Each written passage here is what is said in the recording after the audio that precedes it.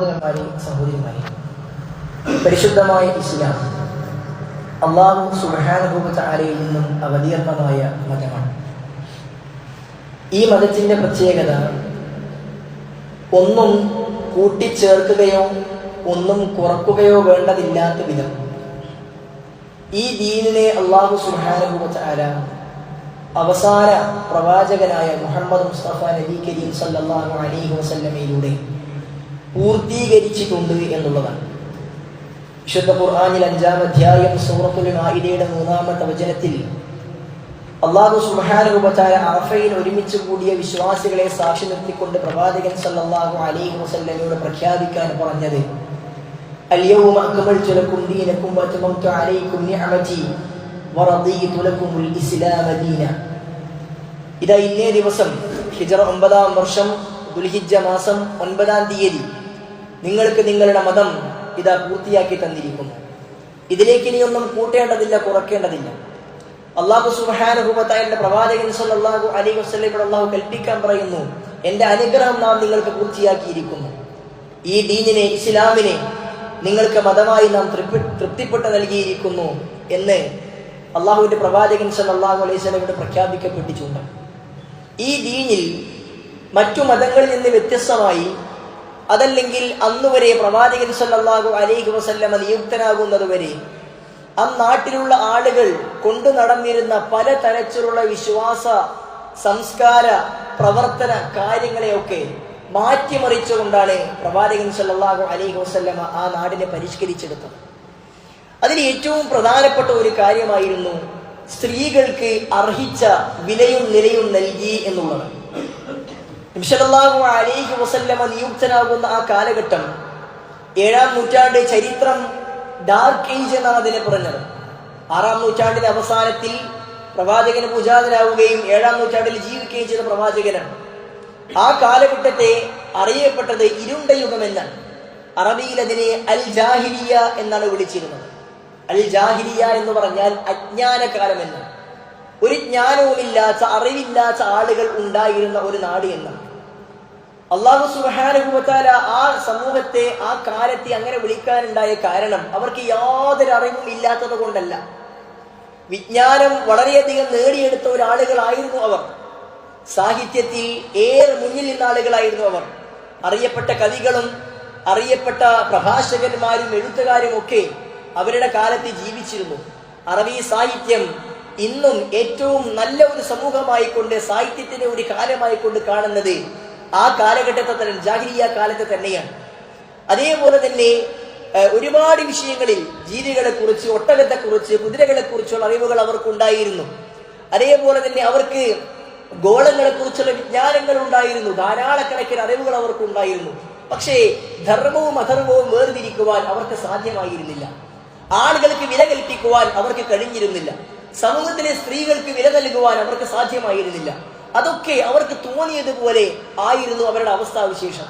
സ്ത്രീകൾക്ക് ജീവിക്കാൻ പോലും അവകാശം നൽകാതിരുന്ന ഒരു കാലഘട്ടത്തിലായിരുന്നു നബി സല്ലല്ലാഹു അലൈഹി വസല്ലമ ഭൂജാതനായത്. അല്ലാഹു സുബ്ഹാനഹു വ തആല പറഞ്ഞു, വഇദാ ബുശ്ശിറ അഹദുഹും ബിൽ ഉൻസ, അവരിൽ ആരെങ്കിലും ഒരാൾക്ക് ഒരു പെൺകുട്ടി ജനിച്ചിരിക്കുന്നു എന്ന് സന്തോഷവാർത്ത അറിയിക്കപ്പെട്ട് കഴിഞ്ഞാൽ വല്ല വജൂഹു മുസ്വദ്ദുൻ വഹുവ കലീം, ദേഷ്യപ്പെട്ടുകൊണ്ട്, സങ്കടപ്പെട്ടുകൊണ്ട് അവരുടെ മുഖം കറുത്തിരുളുമായിരുന്നുവെന്നാണ്. എനിക്ക് ജനിച്ചത് പെണ്ണാണോ എന്നുള്ളത് ഒരു മോശം കാര്യമായിക്കൊണ്ട്, ഒരു അവഗണനയായിക്കൊണ്ട്, നിന്ദതയായിക്കൊണ്ട് കണ്ട ആളുകളായിരുന്നു അവർ. അതുകൊണ്ട് തന്നെ പെൺകുട്ടികൾക്ക് ജീവിക്കാൻ അവർ അവകാശം നൽകിയിരുന്നില്ല. ഇന്നത്തെ പോലെ നേരത്തെ തിരിച്ചറിയാൻ അവർക്ക് സൗകര്യം ഉണ്ടായിരുന്നില്ല. ജനിച്ചു കഴിഞ്ഞാൽ മാത്രമാണ് ജനിക്കപ്പെട്ടത് ആണാണോ പെണ്ണാണോ തിരിച്ചറിയാൻ കഴിയുന്നത്. അങ്ങനെ അത് പെൺകുട്ടിയാണ് എങ്കിൽ അതിനെ ജീവനോടെ കുഴിച്ചു മൂടുന്ന അവസ്ഥാവിശേഷം അവിടെ ഉണ്ടായിരുന്നു. അല്ലാഹു സുബ്ഹാനഹു വ തആല വിശുദ്ധ ഖുർആനിലൂടെ അതിനവർക്ക് താക്കീത് നൽകി.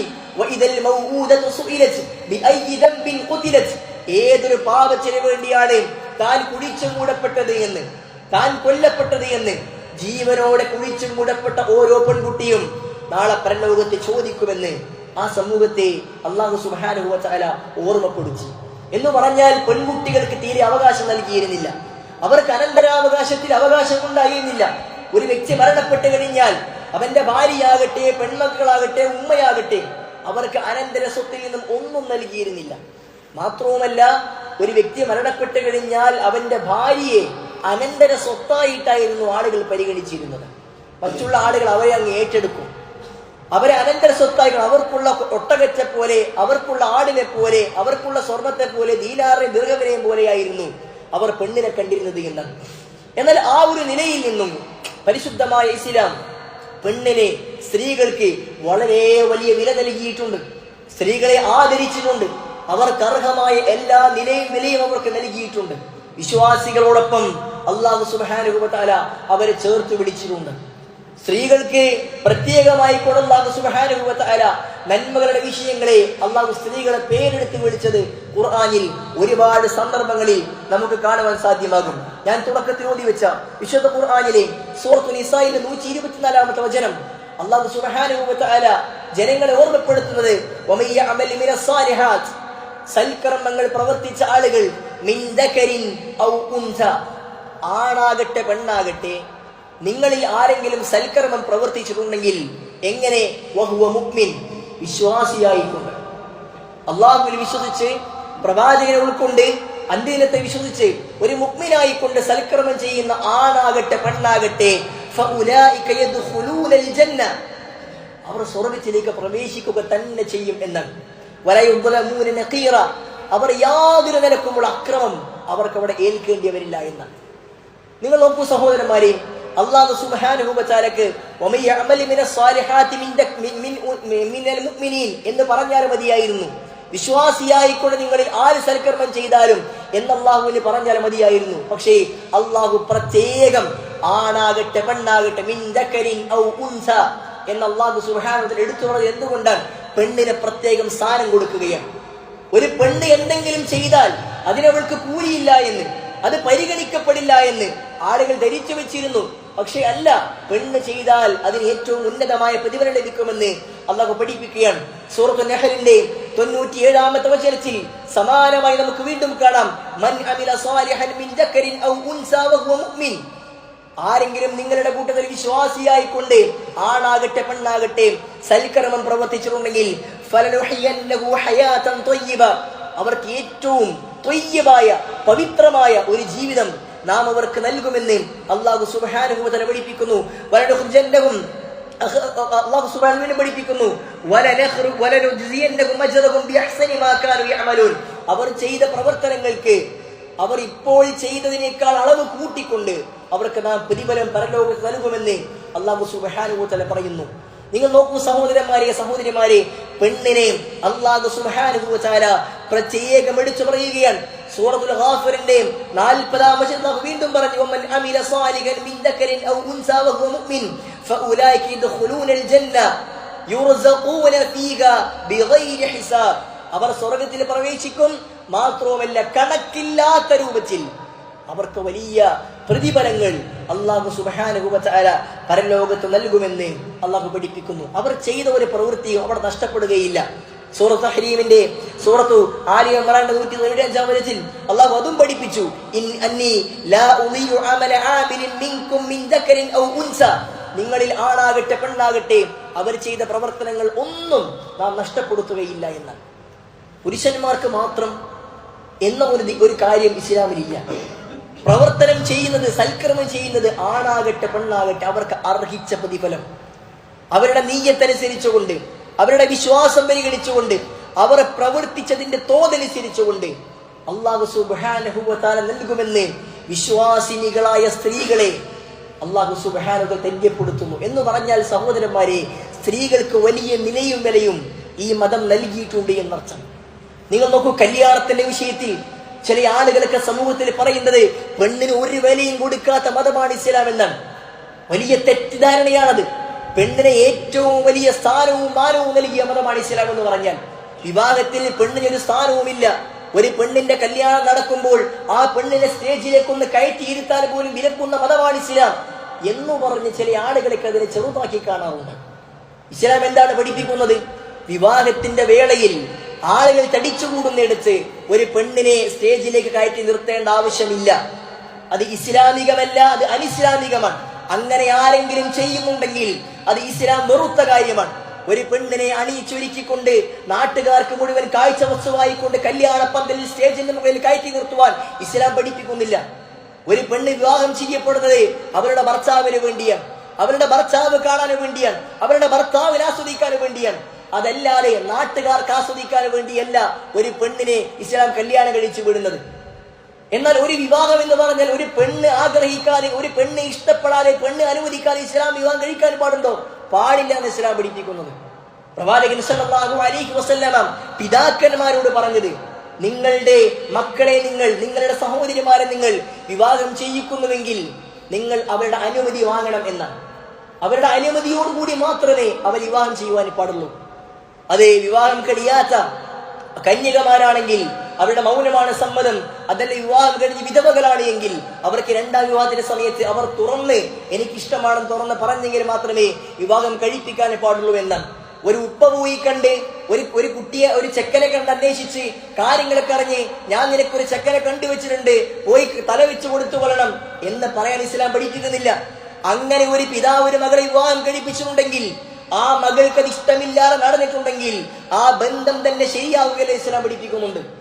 റസൂലുള്ളാഹി സ്വല്ലല്ലാഹു അലൈഹി വസല്ലമയിലേക്ക് ഒരു സ്ത്രീ വന്ന, റസൂലേ, എന്റെ ഉപ്പ എന്റെ അനുമതി കൂടാതെ എന്നെ വിവാഹം കഴിപ്പിച്ചിട്ടുണ്ട് എന്ന് പ്രവാചകൻ സല്ലല്ലാഹു അലൈഹി വസല്ലം പിതാവിനോട് അന്വേഷിച്ചു, കാര്യം അന്വേഷിച്ചു. അതേ എന്ന് പറഞ്ഞപ്പോൾ റസൂൽ സല്ലല്ലാഹു അലൈഹി വസല്ലം ആ ബന്ധം ശരിയാവുകയില്ല എന്ന് പറഞ്ഞു, ആ വിവാഹം നടക്കുകയില്ല എന്ന് പറഞ്ഞു. കാരണം പെണ്ണിന്റെ അനുമതി ഏറ്റവും നിർബന്ധമാണ്. ഒരു പെണ്ണ് എനിക്ക് ഓക്കെയാണ് എന്ന് കൃത്യമായിക്കൊണ്ട് പറഞ്ഞു, അവനെ കണ്ടു, ഇഷ്ടപ്പെട്ടു, കാര്യം അന്വേഷിച്ചു, അവൻ ഓക്കെയാണ് എങ്കിൽ പിന്നെ സ്റ്റേജിന്റെ മുകളിലേക്ക് അവൾക്ക് സ്ഥാനമില്ല. കാരണം അത് അവളുടെ പ്രൊട്ടക്ഷനാണ്. ഇസ്ലാം ഒരു പെണ്ണിനെ ഏറ്റവും നല്ല രൂപത്തിൽ കാത്തു സൂക്ഷിക്കുന്ന മതമാണ്. മറ്റുള്ള മതങ്ങളെ പോലെ നമ്മുടെ നാട്ടിൽ ലിബറൽ വാദികൾ പറയുന്നത് പോലെ ഒരു പെണ്ണിന്റെ സ്വാതന്ത്ര്യത്തിന്റെ പേരും പറഞ്ഞ് ആളുകൾക്ക് മുമ്പിൽ ഇറങ്ങി നടക്കാൻ ഒരു പെണ്ണിനെ ഇസ്ലാം പ്രേരിപ്പിക്കുന്നില്ല. ഒരു പെണ്ണ് സംരക്ഷിക്കപ്പെടേണ്ടവളാണ്. അവൾ അതുകൊണ്ട് തന്നെ വീട്ടിന്റെ പുറത്തേക്ക് അത്യാവശ്യങ്ങൾക്ക് മാത്രം ഇറങ്ങിയാൽ മതി എന്നാണ് ഇസ്ലാം പഠിപ്പിക്കുന്നത്. അവൾ ജോലിക്ക് പോകേണ്ട ആവശ്യമില്ല. എന്നാൽ ഒരു പെണ്ണ് ജോലിക്ക് പോകാൻ ആഗ്രഹിക്കുന്നുണ്ടോ, അവൾക്കത് അനുവദനീയമാണ് എന്ന് ഇസ്ലാം പഠിപ്പിക്കുന്നു. അവൾക്ക് പഠിക്കാൻ പോകാം, ഏത് ഉന്നത വിജ്ഞാനങ്ങളും അവൾക്ക് കരസ്ഥമാക്കാം, എത്ര ഹയർ സ്റ്റഡീസിനും അവൾക്ക് പോകാം. പക്ഷേ ഇസ്ലാം പാലിക്കുന്ന മര്യാദകളുണ്ട്, പഠിപ്പിക്കുന്ന മര്യാദകളുണ്ട്. ആ മര്യാദകൾ പാലിച്ചുകൊണ്ടായിരിക്കണം. ഇസ്ലാം വെച്ച മര്യാദകൾ ഒരു പെണ്ണ് അന്യ പുരുഷന്മാരുമായി കൊണ്ട് കൂടിക്കുഴയുന്ന അവസ്ഥ ഉണ്ടാകുവാൻ പാടില്ല. അവരുടെ സൗന്ദര്യം വെളിവാകുന്ന വസ്ത്രം ധരിക്കുവാൻ പാടില്ല. ആളുകളുടെ നോട്ടം അവളെ നീക്കെത്തുന്ന രൂപത്തിൽ അവൾ അണിഞ്ഞൊരുങ്ങി പോകാൻ പാടില്ല. ഇങ്ങനെ തുടങ്ങിയിട്ടുള്ള മര്യാദകൾ പാലിച്ചു കഴിഞ്ഞാൽ ഒരു പെണ്ണിന് പുറത്തിറങ്ങൽ അനുവദനീയമാണ് ഇസ്ലാം പഠിപ്പിക്കുന്നു. എന്നാൽ അതൊന്നും പാലിക്കാതെ ഇസ്ലാം എന്ന് പറഞ്ഞാൽ പെണ്ണിനെ ശാക്തീകരിച്ച മതമാണ്, അതുകൊണ്ട് എങ്ങനെ പെണ്ണിന് പോകാം എന്ന് ചില ആളുകൾ വാദിക്കുന്നുവെങ്കിൽ ആ വാദം തെറ്റാണ്. ഇസ്ലാം പഠിപ്പിക്കുന്ന പെണ്ണിന് പഠിക്കാം. ഇസ്ലാമിക ലോകം പരിശോധിച്ച് നോക്കുമ്പോൾ സ്ത്രീകളായ ഒരുപാട് വലിയ ആലിമാറ്റുകളെ, വലിയ പണ്ഡിതകളെ നമുക്ക് കാണുവാൻ സാധ്യമാകും. ലോകത്തെ ഉണ്ടാക്കപ്പെട്ട ഏറ്റവും ഒന്നാമത്തെ യൂണിവേഴ്സിറ്റി ഫാത്തിമ ഫിഹിരിയ എന്ന് പറയുന്ന ഒരു സ്ത്രീയാണ് ഉണ്ടാക്കിയത് എന്ന് ചരിത്രത്തിൽ കാണുവാൻ സാധ്യത. ഒരു മുസ്ലിം പെണ്ണാണ്. പഠിക്കാൻ അവൾക്ക് അവകാശം ഇസ്ലാം നൽകിയിട്ടുണ്ട്. റസൂലുള്ളാഹി സ്വല്ലല്ലാഹു അലൈഹി വസല്ലമയുടെ ഹദീസ് റിപ്പോർട്ട് ചെയ്ത സഹാബികളിൽ ഏറ്റവും കൂടുതൽ ഹദീസ് റിപ്പോർട്ട് ചെയ്ത ആളുകളെ എണ്ണമെടുക്കുമ്പോൾ അതിൽ 3-ാം സ്ഥാനം ഒരു സ്ത്രീക്കാണ്. ആയിഷ ബീവി റളിയല്ലാഹു അൻഹ നമ്മുടെ ഉമ്മക്കാണ്. എന്തുകൊണ്ട് സാധ്യമായി? ഇസ്ലാമിക ലോകത്തെ വലിയ പണ്ഡിതൻ അബ്ദുല്ലാഹി ഇബ്നു അബ്ബാസ് റളിയല്ലാഹു അൻഹു ഹിബ്റു ഹാദിഹിൽ ഉമ്മ, ഈ ഉമ്മത്തിന്റെ പണ്ഡിതൻ എന്നാണ് അല്ലാഹുവിന്റെ പ്രവാചകൻ സല്ലല്ലാഹു അലൈഹി വസല്ലമ ആ സഹാബിയെ കുറിച്ച് പറഞ്ഞത്. ആ സഹാബിയുടെ പ്രവാചകനെ കഴിഞ്ഞാൽ ഏറ്റവും വലിയ ഉസ്താദ് ആരായിരുന്നു? അത് ആയിഷ ബീവി റളിയല്ലാഹു അൻഹ. ഇബ്നു അബ്ബാസിന്റെ ഇൽമിന്റെ ഭൂരിഭാഗവും ആയിഷ ബീവി നൽകിയതാണ്. വലിയ പണ്ഡിതയായിരുന്നു. ഇസ്ലാം ഒരിക്കലും അതിന് വിലക്കുന്നില്ല. പക്ഷെ അവിടെ മര്യാദകൾ പാലിക്കേണ്ടതുണ്ട്. അതുകൊണ്ട് തന്നെ സുഹൃത്തുക്കളെ, നമ്മൾ മനസ്സിലാക്കേണ്ടത് പരിശുദ്ധമായ ഇസ്ലാം സ്ത്രീകൾക്ക് വില വെക്കുന്ന, അവർക്ക് അർഹിച്ച സ്ഥാനം നൽകുന്ന മതമാണ്. അതുകൊണ്ട് അവരുടെ ഇബാദത്തിന്റെ വിഷയത്തിലും പുരുഷന്മാരെ പോലെ അല്ലെങ്കിൽ പുരുഷന്മാരെക്കാൾ കൂടുതൽ അവർ മുന്നേറേണ്ടതുണ്ട്. അവർ ഇബാദത്തിന്റെ വിഷയത്തിൽ മുന്നേറേണ്ടതുണ്ട്. റസൂലുള്ളാഹി സ്വല്ലല്ലാഹു അലൈഹി വസല്ലമ അതിന് സ്ത്രീകളെ പ്രത്യേകം പ്രോത്സാഹിപ്പിച്ചിട്ടുണ്ട്. പ്രവാചകൻ സ്വല്ലല്ലാഹു അലൈഹി വസല്ലമ പെരുന്നാൾ നമസ്കാരം കഴിഞ്ഞ് ഖുത്ബ നിർവഹിച്ചു കഴിഞ്ഞാൽ റസൂൽ സല്ലല്ലാഹു അലൈഹി വസല്ലമ സ്ത്രീകളുടെ ഭാഗത്തേക്ക് പ്രവാചകൻ പ്രത്യേകമായി പോകും. എന്നിട്ട് അവർക്ക് വേണ്ടി പ്രവാചകന് പ്രത്യേകം ഉപദേശങ്ങൾ നടത്തും. അവരുടെ സ്വതക്ക ചെയ്യാൻ പറയും. കാരണം പുരുഷന്മാരെ കൂടുതൽ സ്വതക്ക ചെയ്യാൻ താല്പര്യം ഉണ്ടാകുന്ന ആളുകൾ അവരുടെ കൂട്ടത്തിൽ ഉണ്ടാകുമെന്ന് പ്രവാചകൻ അറിയാം. അതുകൊണ്ട് പ്രവാചകൻ അവരെ പ്രത്യേകം പരിഗണിച്ചു. പ്രവാചകന്റെ സഹാബി വനിതകൾ റസൂലുള്ളാഹി സ്വല്ലല്ലാഹു അലൈഹി വസല്ലം അടുക്കിലേക്ക് വന്നുകൊണ്ട് റസൂലേ, ഞങ്ങൾക്ക് നിങ്ങൾ പ്രത്യേകം സമയം നിശ്ചയിച്ചു നൽകണം പഠിക്കാൻ വേണ്ടി എന്ന് പറഞ്ഞു. റസൂൽ സല്ലല്ലാഹു അലൈഹി വസല്ലം അവർക്ക് അത് അനുവദിച്ചു കൊടുക്കുകയും അവർ ഉദ്ദേശിക്കുന്ന സമയത്ത് അവർക്ക് ക്ലാസുകൾ എടുത്തു കൊടുത്തു എന്ന് കാണുവാൻ സാധ്യമാകും. അവർ ഉയരേണ്ടതുണ്ട് എന്ന് പ്രവാചകനെ പഠിപ്പിച്ചു. കാരണം ഒരു പെണ്ണ് നന്നായി കഴിഞ്ഞാൽ അതിലൂടെ ഒരു വലിയ സമൂഹം ഉണ്ടാകും, ഒരു സമൂഹം നന്നാകും. അൽ ഉമ്മു അവ്വലുൽ മദ്രസ എന്നാണ് അറബിയിലെ ചൊല്ല്. അൽ അബു അവ്വലുൽ മദ്രസ എന്ന് എവിടെയും കാണാൻ കഴിയില്ല. ഉമ്മയാണ് ഒന്നാമത്തെ മദ്രസ. ഒരു ഉമ്മ നന്നായാൽ ആ ഉമ്മയാണ് മക്കളെ നന്നാക്കേണ്ടത്, ആ ഉമ്മയാണ് കുടുംബത്തെ നന്നാക്കേണ്ടത്. വൽ മർഅതു റാഇയത്തുൻ ഫീ ബൈതി സൗജിഹ, ഒരു പെണ്ണ് അവരുടെ ഭർത്താവിന്റെ വീട്ടിലെ കാര്യകർത്തൃത്വം ഏൽപ്പിക്കപ്പെട്ടവളാണ്. അവളാണ് വീടിനെ നന്നാക്കേണ്ടത്. ഭർത്താവ് പുറത്തിറങ്ങി ജോലിക്ക് പോകും.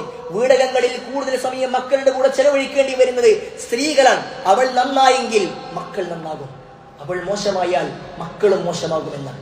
അതുകൊണ്ട് പെണ്ണിനെ ഇസ്ലാം വലിയ പരിഗണന കൊടുത്തിട്ടുണ്ട്. അവൾ പഠിക്കട്ടെ, അവൾ നമസ്കരിക്കുവാൻ പള്ളിയിൽ പോകാൻ ആഗ്രഹിക്കുന്നുണ്ടെങ്കിൽ അത് ആയിക്കൊള്ളട്ടെ എന്നാണ് റസൂലുള്ളാഹി സ്വല്ലല്ലാഹു അലൈഹി വസല്ലം പഠിപ്പിച്ചത്. പെണ്ണിനെ പള്ളിയെ തൊട്ട് തടയുന്ന മതമാണ് എന്ന് ചില ആളുകൾക്ക് ഇവിടെ ധാരണയുണ്ട്. മുസ്ലിം പെണ്ണ് പള്ളിയിൽ പോകേണ്ട ആവശ്യമില്ല എന്ന് ചില ആളുകളുടെ ഫത്വ നൽകിയിട്ടുണ്ട്. പരിശുദ്ധമായ ഇസ്ലാമിന്റെ പ്രമാണങ്ങൾക്ക് വിരുദ്ധമാണ് അത്തരം ആശയങ്ങൾ.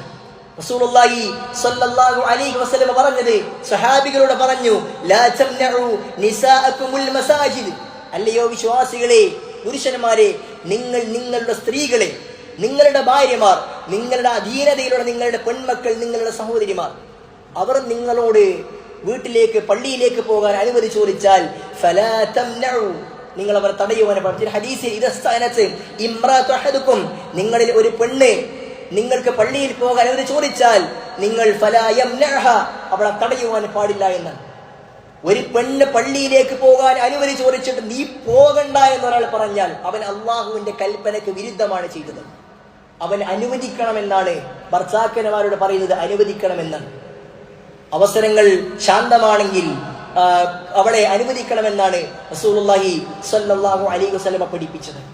ഇബ്നു ഉമർ റളിയല്ലാഹു അൻഹു ആണ് ഇത്തരം ഹദീസുകളൊക്കെ ധാരാളമായി റിപ്പോർട്ട് ചെയ്ത് കാണുവാൻ സാധ്യമാകുന്നത്. ഇമാം അഹ്മദ് ഉദ്ധരിക്കുന്ന ഹദീസിൽ കാണുവാൻ സാധ്യമാകും. ഇമാം ഇബ്നു ഉമർ റളിയല്ലാഹു അൻഹു പറഞ്ഞു, ലാ തംനഉ നിസാഅകുമുൽ മസാജിദ്, നിങ്ങൾ നിങ്ങളുടെ ഭാര്യമാരെ, നിങ്ങളുടെ സ്ത്രീകളെ നിങ്ങൾ പള്ളിയത്തോട് തടയരുത് എന്ന് റസൂൽ സല്ലല്ലാഹു അലൈഹി വസല്ലം പറഞ്ഞിട്ടുണ്ട് എന്ന് പഠിപ്പിച്ചു. ഇബ്നു ഉമർ റളിയല്ലാഹു അൻഹുവിന്റെ മകൻ എന്റെ ഭാര്യയെ ഞാൻ തടയുമെന്ന് അദ്ദേഹത്തോട് പറയുകയുണ്ടായി. ആ സമയത്ത് ഇബ്നു ഉമർ റളിയല്ലാഹു അൻഹു പറയുകയാണ്, തസ്മഉനി ഉഹദ്ദിസു അൻ റസൂലില്ലാഹി സ്വല്ലല്ലാഹു അലൈഹി വസല്ലം വതഖൂലു മാ തഖൂൽ.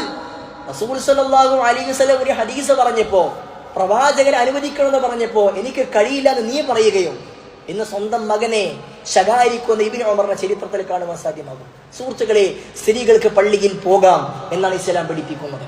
അവർ പള്ളിയിലേക്ക് പോകാൻ അനുമതി ചോദിച്ചാൽ അനുവദിക്കണമെന്നാണ് ഇസ്ലാം പഠിപ്പിക്കുന്നത്. പ്രവാചകന്റെ സഹാബികൾ, പ്രവാചകന്റെ ഭാര്യമാരും സഹാബികളും പള്ളിയിൽ പോയിരുന്നുവെന്ന് ഹദീസിന്റെ ഗ്രന്ഥങ്ങളിൽ കാണുവാൻ സാധ്യമാകും. എത്രത്തോളം അവർ രാത്രി സമയങ്ങളിൽ സുബ്ഹിന്റെ ഇശായിലും ഒക്കെ പള്ളിയിൽ പോയിരുന്നു. അവർ നമസ്കാരം കഴിഞ്ഞ് തിരിച്ചു വരുമ്പോൾ ഇരുട്ട് കാരണത്താൽ അവരുടെ ശരീരം മുഴുവൻ മൂടിപ്പുറച്ചാണ് അവർ പുറത്തേക്ക് ഇറങ്ങുക. അതല്ലാതെ പള്ളിയിലേക്ക് പോകുമ്പോൾ ഷോപ്പിങ്ങിന് പോകുന്നത് പോലെ അണിഞ്ഞൊരുങ്ങിയിട്ട് സൗന്ദര്യം പ്രകടിപ്പിക്കാൻ വേണ്ടി പോകേണ്ട സ്ഥലമല്ല പള്ളി. ചില സ്ത്രീകൾ അങ്ങനെയാണ്. അവർക്ക് പുറത്തിറങ്ങുമ്പോൾ ഒന്ന് അണിഞ്ഞൊരുങ്ങണം. അത് ഷോപ്പിംഗ് കോംപ്ലക്സ് ആയാലും ശരി, മാളായാലും ശരി, പള്ളി ആയാലും ശരി. അവരുടെ സൗന്ദര്യം കാണിക്കാനുള്ള സന്ദർഭങ്ങളായിട്ടാണ് ചില ആളുകൾക്ക് അതിനെ കാണാറുള്ളത്. അതൊരിക്കലും ശരിയല്ല. ഇസ്ലാം പഠിപ്പിക്കുന്ന വേഷവിധാനങ്ങൾ ധരിച്ചുകൊണ്ട് ഒരു പെണ്ണ് പള്ളിയിലേക്ക് പോകാം. അങ്ങനെ സ്വഹാബ വനിതകൾ അവർ ശരീരം മുഴുവൻ മൂടിപ്പുറച്ച അവസ്ഥയിൽ പള്ളിയിലേക്ക് പോവുകയും രാവിന്റെ ഇരുട്ട് കാരണത്താൽ അവരെ തിരിച്ചറിയാറുണ്ടായിരുന്നില്ല എന്ന് സഹാബികൾ പറയുന്നത് ഹദീസിലെ ഗ്രന്ഥങ്ങളിൽ കാണുവാൻ സാധ്യമാകും. അഥവാ അവർക്ക് പള്ളിയിൽ പോകാൻ ഇസ്ലാം അനുവദിച്ചിട്ടുണ്ട്. എന്നാൽ അതേ റസൂലുള്ളാഹി സ്വല്ലല്ലാഹു അലൈഹി വസല്ലമ ലാ തംനഉ ഇമാഅകും മസാജിദല്ലാഹ്, അല്ലാഹുവിന്റെ പള്ളികളെ തൊട്ട് നിങ്ങൾ നിങ്ങളുടെ സ്ത്രീകളെ നിങ്ങൾ തടയരുത് എന്ന് പറഞ്ഞതിന് ശേഷം പ്രവാചകൻ പറഞ്ഞു, വബുയൂതുഹുന്ന ഖൈറുൽ ലഹുന്ന, അവർക്ക് അവരുടെ വീടുകൾ തന്നെയാണ് ഉത്തമം. അതിലൊരു സംശയവുമില്ല. നമ്മുടെ നാട്ടിൽ ചില ആളുകൾ ഹദീസിന്റെ ഈ രണ്ടാം ഭാഗം മാത്രം, ബുയൂതുഹുന്ന ഖൈറുൽ ലഹുന്ന, ഇവർക്ക് വീടാണ് ഉത്തമം എന്ന ഭാഗം മാത്രം പറഞ്ഞ് പള്ളിയിൽ പോകേണ്ടതില്ല എന്ന് പറയാറുണ്ട്. ആ ഹദീസിനെ തൊട്ട് മുമ്പത്തെ ഭാഗം പള്ളിയിൽ പോകാൻ അനുമതി ചോദിച്ചാൽ തടയരുത് എന്നാണ്. അവർക്ക് വീട് തന്നെയാണ് ഉത്തമം. കാരണം എന്താണ്? അവർ പുറത്തേക്ക് ഇറങ്ങുമ്പോൾ ഒരുപാട് പ്രശ്നങ്ങൾക്ക് കാരണമാകും. മാത്രമല്ല അവർ കുറെ സൂക്ഷ്മത പാലിക്കേണ്ടതുണ്ട്. അതിനവർക്ക് സാധ്യമാകാത്തത് കൊണ്ട് തന്നെ പുരുഷന്മാരെ പോലെ അവർ പള്ളിയിലേക്ക് പോകേണ്ടതില്ല. പുരുഷന്മാരെ സംബന്ധിച്ചിടത്തോളം അവർ പള്ളിയിൽ വെച്ചാണ് അവിടെ നമസ്കാരം. ഫർദ് നമസ്കാരങ്ങൾ അവർ പള്ളിയിൽ വെച്ച് മാത്രമാണ് നമസ്കരിക്കേണ്ടത്. ഒരു പുരുഷന് വീട്ടിൽ വെച്ച് നമസ്കരിക്കുന്ന അവസ്ഥാവിശേഷം ഇസ്ലാം അവൻ അംഗീകരിക്കുന്നില്ല. ഒരു പുരുഷന് പള്ളിയിൽ വിളിവന്ന് നമസ്കാരത്തിലേക്ക് വിജയത്തിലേക്ക് വാ എന്ന് വിളി പ്രത്യേകമായും പുരുഷന്മാരോടാണ്. അതുകൊണ്ട് തന്നെ ജമാഅത്ത് നമസ്കാരങ്ങൾക്ക് പള്ളിയിലേക്ക് എത്തൽ പുരുഷനെ സംബന്ധിച്ചിടത്തോളം വാജിബാണ്, നിർബന്ധമാണ്. 5 നേരവും അവർ പള്ളിയിലേക്ക് എത്തേണ്ടതുണ്ട്. അതുപോലെ ഒരു പെണ്ണ് പോകേണ്ട ആവശ്യമില്ല, അവൾക്ക് വീട്ടിൽ വെച്ച് നമസ്കരിച്ചാൽ മതി. എന്നാൽ ഇനി ഒരു പെണ്ണ് വീട്ടിലേക്ക് പോകാൻ പള്ളിയിലേക്ക് പോകാൻ ആഗ്രഹിക്കുന്നുണ്ടെങ്കിൽ ഫലാ തംനഅഹ, നിങ്ങൾ അവരെ തടയാൻ പാടില്ല എന്നാണ് റസൂലുള്ളാഹി സ്വല്ലല്ലാഹു അലൈഹി വസല്ലം പഠിപ്പിച്ചത്. പുരുഷൻ പള്ളിയിൽ പോയി നമസ്കരിച്ചാൽ കിട്ടുന്ന കൂലി ഒരു പെണ്ണ് പള്ളിയിൽ പോയി നമസ്കരിച്ചാലും കിട്ടും. വീട്ടിൽ നിന്ന് വുളൂ ചെയ്തുകൊണ്ട് പള്ളിയിലേക്ക് നടന്നു വന്നാൽ ഓരോ കാലടിക്കും കൂലി ഉണ്ടെന്ന് പ്രവാചകൻ പറഞ്ഞു. അത് പുരുഷന് മാത്രമല്ല, ഒരു പെണ്ണ് വന്നാൽ ആ പെണ്ണിനും കിട്ടും. എന്നാൽ പെണ്ണ് വരേണ്ടതില്ല, നിർബന്ധമുള്ള വിഷയമല്ല, അവൾക്ക് അനുവദനീയമാണ്. ഒരു പെണ്ണ് ഇത്തികാഫിരുന്നാൽ അവൾക്ക് അനുവദനീയമാണ്.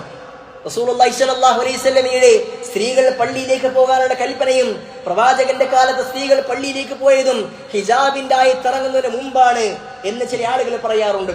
ഹിജാബിന്റെ ആയത്തിറങ്ങിയതിന് ശേഷം റസൂലിന്റെ സ്ത്രീകളാരും പള്ളിയിലേക്ക് പോയിട്ടില്ല എന്ന് വളരെ വില കുറഞ്ഞ ന്യായവാദങ്ങളൊക്കെ ചില ആളുകൾ പറയാറുണ്ട്. ആയിഷ ബീവി റളിയല്ലാഹു അൻഹ പറഞ്ഞത്, റസൂലുള്ളാഹി സ്വല്ലല്ലാഹു അലൈഹി വസല്ലമ പ്രവാചകൻ പള്ളിയിൽ റമദാൻ ഇത്തികാഫിരിക്കാറുണ്ടായിരുന്നു. പ്രവാചകന്റെ ഭാര്യമാർ റസൂലിന്റെ വഫാത്തിന് ശേഷവും പള്ളിയിൽ ഇത്തികാഫിരുന്നിട്ടുണ്ട് എന്നാണ്. ഇത്തികാഫിരിക്കൽ വീട്ടിലല്ല, പള്ളിയിലാണ്. പ്രവാചകൻ ഹിജാബിന്റെ ആയത്തിന് മുമ്പ് മാത്രമാണ് ഇരുന്നത് എങ്കിൽ പ്രവാചകന്റെ ഭാര്യമാർ ചെയ്തത്, സഹാബ വനിതകൾ ചെയ്തത് അത് വലിയ പാതകമാണെന്ന് പറയേണ്ടി വരും. പ്രവാചകന്റെ വഫാത്തിന് ശേഷം അത് ഉണ്ടായിട്ടുണ്ട്. അതുകൊണ്ട് സുഹൃത്തുക്കൾ, ഞാൻ പറഞ്ഞു വന്നത്, ഒരു പെണ്ണിന് പള്ളിയിലേക്ക് പോകാൻ അനുവദനീയമാണ്. കാരണം ഇസ്ലാം അവളെ അതിനെ അനുവദിച്ചിട്ടുണ്ട്. കാരണം അവൾക്ക് പുണ്യം കരസ്ഥമാക്കണമെന്ന് അവൾക്ക് ആഗ്രഹമുണ്ടെങ്കിൽ അവൾ ഭർത്താവിന്റെ അനുമതിയോടുകൂടി, തന്റെ പ്രൊട്ടക്ഷൻ ആളുടെ അനുമതിയോടുകൂടി അവൾക്ക് പുറത്തേക്ക് ഇറങ്ങും. അതല്ലാതെ ഒരു പെണ്ണിന് തോന്നിയതുപോലെ ഇറങ്ങി പുറപ്പെടാൻ ഇസ്ലാം പഠിപ്പിക്കുന്നില്ല. കാരണം അത് അവൾക്ക് പ്രൊട്ടക്ഷനാണ്. അങ്ങനെ പോയാൽ ഒരുപാട് ഫിത്നകൾ, പ്രശ്നങ്ങൾ ഉണ്ടാകും. അവളെ നോക്കാൻ, അവളെ കയറി പിടിക്കാൻ, അവളെ ഉപദ്രവിക്കാൻ നാട്ടിൽ ഒരുപാട് കറുത്ത കണ്ണുകളുണ്ട്. അത് അവൾക്ക് സംരക്ഷണം അനുവദനീയ നിർബന്ധമാണ്. അതുകൊണ്ട് അത്തരത്തിൽ അനുമതിയോടുകൂടി അവർക്ക് പള്ളിയിലേക്ക് പോകാം. അവർ നന്മകളിൽ മുന്നേറട്ടെ എന്നാണ് ഇസ്ലാം പഠിപ്പിക്കുന്നത്. അതുകൊണ്ട് തന്നെ സുഹൃത്തുക്കളെ, സ്ത്രീകളുടെ നന്മയത്തോട് നടക്കുന്ന ആളുകളായിക്കൊണ്ട് നമ്മളാകുവാൻ പാടില്ല. ഒരു പുരുഷൻ മരിച്ചു കഴിഞ്ഞാൽ, വീട്ടിൽ ആരെങ്കിലും മരണപ്പെട്ട് കഴിഞ്ഞാൽ ആ വീട്ടിലെ സ്ത്രീകളെ നമസ്കരിക്കാൻ അനുവദിക്കാത്ത ആളുകൾ നമ്മുടെ നാടുകളിലുണ്ട്. ഒരു പെണ്ണിന് മയ്യിത്ത് നമസ്കാരം പറഞ്ഞിട്ടില്ല എന്ന് പറഞ്ഞുകൊണ്ട് വിലക്കുന്ന ആളുകളുണ്ട്. തന്റെ കൂടെ കിടന്ന വർഷങ്ങളോളം എല്ലാം ചെയ്തു കൊടുത്ത തന്റെ പ്രിയതമന് മരിച്ചു കഴിഞ്ഞാൽ ആ പ്രിയതമന് വേണ്ടി അവസാനം കൈകെട്ടി അല്ലാഹു എന്ന് പ്രാർത്ഥിക്കുവാൻ ഒരു പെണ്ണിന് പാടില്ല എന്ന് പറയുന്നവർ റസൂലുള്ളാഹി സ്വല്ലല്ലാഹു അലൈഹി വസല്ലമയുടെ ഹദീസുകൾ അറിയാത്ത, പ്രവാചകന്റെ ചരിത്രം അറിയാത്തവരാണ്. പ്രവാചകന്റെ ഭാര്യമാർ ചെയ്തിരുന്നു. സഅദ് ഇബ്നു അബീ വഖാസ് റളിയല്ലാഹു അൻഹു വഫാത്തായപ്പോൾ പ്രവാചകന്റെ ഭാര്യമാർ അവർക്ക് നമസ്കരിക്കാൻ വേണ്ടി സഅദിന്റെ ജനാസ പള്ളിയിലേക്ക് കൊണ്ടുവരണമെന്ന് ആവശ്യപ്പെട്ടിട്ടുണ്ട്. ഇമാം ഷാഫി റഹ്മത്തുള്ളാഹി അലൈഹി നഫീസത്തുൽ മിസ്രിയ എന്ന് പറയുന്ന ആ നാട്ടിലെ അറിയപ്പെട്ട സ്ത്രീയോട്, ഞാൻ മരിച്ചു കഴിഞ്ഞാൽ എന്റെ ജനാസ നിങ്ങൾ നമസ്കരിക്കണമെന്ന് പ്രത്യേകം വസിയത്ത് നൽകിയത് കാണുവാൻ സാധ്യമാകും. ഇതൊക്കെ ഇസ്ലാം പഠിപ്പിക്കുന്ന കാര്യം. കാരണം അവർക്ക് കൂലി കിട്ടേണ്ടതുണ്ട്. കാരണം ഒരു വ്യക്തി മരിച്ചു കഴിഞ്ഞാൽ, മരിച്ചവരെ വേണ്ടി നമസ്കരിക്കപ്പെട്ട് കഴിഞ്ഞാൽ മരിച്ച വ്യക്തിക്ക് മാത്രമല്ല കൂലിയുള്ളത്. ഒരു വ്യക്തി മരണപ്പെട്ട് അവന് വേണ്ടി ഒരാൾ നമസ്കരിച്ചാൽ അവരുടെ ഒരു ഖീറാത്ത് പ്രതിഫലമുണ്ട് എന്നാണ്. എന്താണ് ഖീറാത്ത് എന്ന് പറഞ്ഞാൽ? ഒരു വലിയ പർവ്വതത്തോളം, ഉഹുദ് മലയോളം വലിയ പുണ്യം അത് കിട്ടും. അത് പെണ്ണിനത്തോട് തടയുവാൻ പാടില്ല. സ്ത്രീകൾക്ക് നന്മ ലഭിക്കേണ്ടതുണ്ട്. അതല്ലാതെ അവർ വീടിന്റെ അകത്തളങ്ങളിൽ കെട്ടിയിടപ്പെട്ട് അവർ പള്ളിയിലേക്കും പോകാതെ ഒന്നും ചെയ്യാതെ നിൽക്കണമെന്ന് ഇസ്ലാം ശഠിക്കുന്നില്ല. ഇനി ഒരു പെണ്ണ് അങ്ങനെ വിചാരിക്കുന്നുവെങ്കിൽ അവൾക്ക് ആഗ്രഹമാണ്, അവൾ പള്ളിയിൽ പോകാൻ ഉദ്ദേശിക്കുന്നില്ല, പുറത്തിറങ്ങാനും ഉദ്ദേശിക്കുന്നില്ല, അവൾക്ക് അനുവദനീയമാണ്. അതാണ് അവൾക്ക് നല്ലത്. പുറത്ത് ഫിത്തനയാണ് അവൾക്ക് ഉദ്ദേശമുണ്ടെങ്കിൽ അവൾ അങ്ങനെ ചെയ്തു കൊള്ളട്ടെ. അതല്ലാതെ പിന്നെ ഷോപ്പിങ്ങൾക്ക് പോകാം, മാളുകളിൽ പോകാം, ഉറൂസുകളിൽ പോകാം, ആഘോഷങ്ങൾക്ക് പോകാം. പള്ളിയിൽ നമസ്കരിക്കാൻ പോയാൽ മാത്രം ഒരു ഫിത്തന എന്നുള്ളത് അത് സമൂഹത്തിൽ ഫിതന ഉണ്ടാക്കാൻ വേണ്ടി മാത്രമുള്ള വാദമാണെന്ന് മനസ്സിലാക്കുക. അതുകൊണ്ട് സഹോദരന്മാരെ, വിശ്വാസിയായ പുരുഷനാകട്ടെ സ്ത്രീകളാകട്ടെ നന്മയിൽ മത്സരിക്കേണ്ടവരാണ്, നന്മയിൽ മത്സരിക്കേണ്ടവരാണ് എന്നാണ് ഇസ്ലാമിന്റെ പ്രഖ്യാപനം. ആ നന്മകളിൽ എപ്പോഴും മത്സരിക്കുവാൻ നമ്മൾ തയ്യാറാകണം. വസാരിഉ ഇലാ മഗ്ഫിറത്തിൻ മിർ റബ്ബിക്കും വജന്നത്തിൻ അർദുഹാ അസ്സമാവാതി വൽ അർദ് ഉഇദ്ദത് ലിൽ മുത്തഖീൻ വിശ്വാസികൾക്ക് വേണ്ടി ഒരുക്കപ്പെട്ട, മുത്തഖീങ്ങൾക്ക് വേണ്ടി ഒരുക്കപ്പെട്ട സ്വർഗത്തിലേക്കും അള്ളാഹുവിന്റെ മഗ്ഫിറത്തിലേക്കും പാപമോചനത്തിലേക്കും സത്യവിശ്വാസികളായ പുരുഷന്മാരെ, സ്ത്രീകളെ നിങ്ങൾ മത്സരിച്ചു കൊള്ളുക, ഓടിയെടുത്തു കൊള്ളുക എന്നാണ് അള്ളാഹുവിന്റെ കൽപ്പന. അതുകൊണ്ട് സഹോദരന്മാരെ, നന്മകൾ നമ്മൾ മത്സരിക്കുവാൻ തയ്യാറാവുക. അള്ളാഹു സുബ്ഹാനഹു വ തആല നന്മകൾ സാധ്യമാകുന്നത്ര പ്രവർത്തിക്കാനുള്ള തൗഫീഖ് നമ്മൾക്ക് ഏവർക്കും നൽകി അനുഗ്രഹിക്കുമാറാകട്ടെ.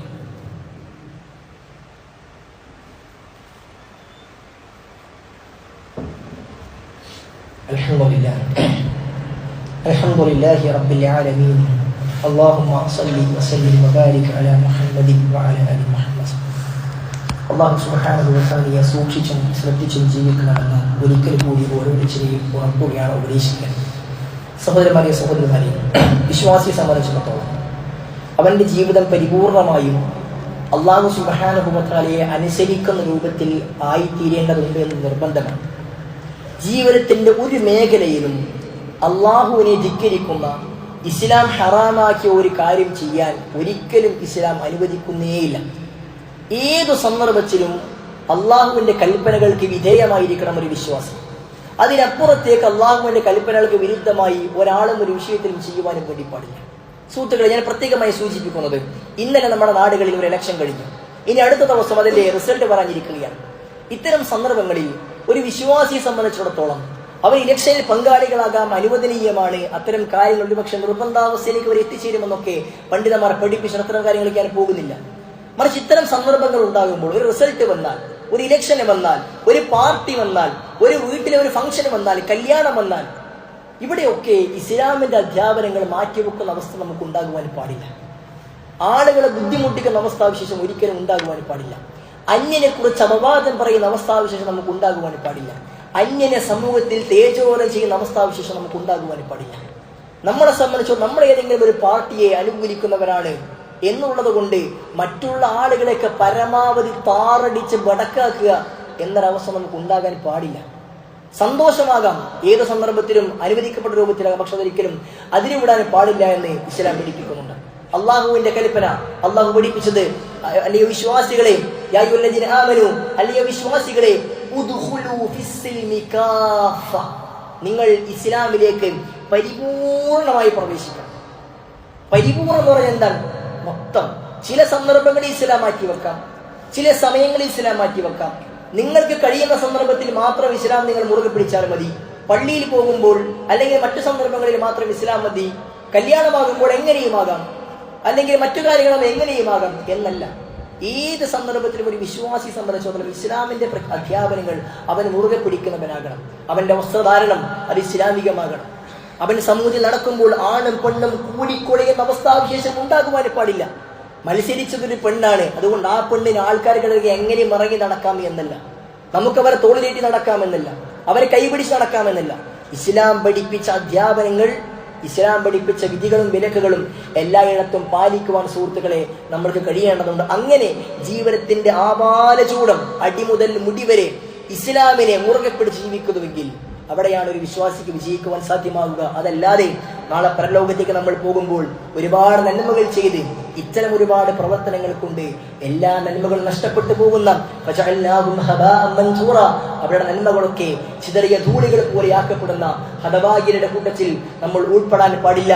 അതുകൊണ്ട് സുഹൃത്തുക്കളെ, ഈ ജീവിതത്തിന്റെ ഏത് ഘട്ടങ്ങളിലും അള്ളാഹുവിനെ സൂക്ഷിച്ച് ജീവിക്കുവാൻ, മുത്തഖീങ്ങളാകുവാൻ നമ്മൾക്ക് സാധ്യമാകേണ്ടതുണ്ട്. റബ്ബ് സുബ്ഹാനഹു വ തആല അതിനെ നമുക്ക് ഏവർക്കും നല്ല തൗഫീഖ് നൽകി അനുഗ്രഹിക്കുമാറാകട്ടെ.